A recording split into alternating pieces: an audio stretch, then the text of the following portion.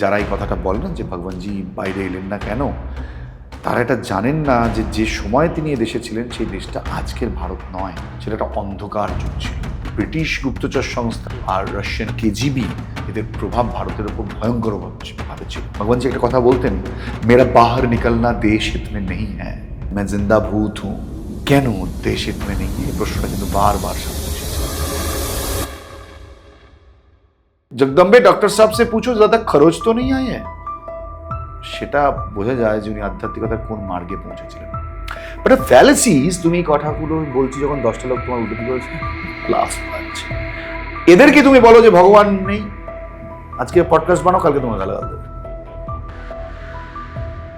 উত্তরপ্রদেশে বসে থাকা একটা অনামী সাধু, যার সাথে যোগাযোগ করতে যেত মুখ্যমন্ত্রী উত্তরপ্রদেশের, সে যেখানে থাকতো চারিপাশে সব প্রশাসনিক ভবন, ডিএম বাংলো থেকে শুরু করে পুলিশ স্টেশন সমস্ত এইখানে, তার মাঝখানে একটা লোক থাকছে, আর কেউ কিছু জানে না, হতে পারে সবাই সবকিছু জানতো।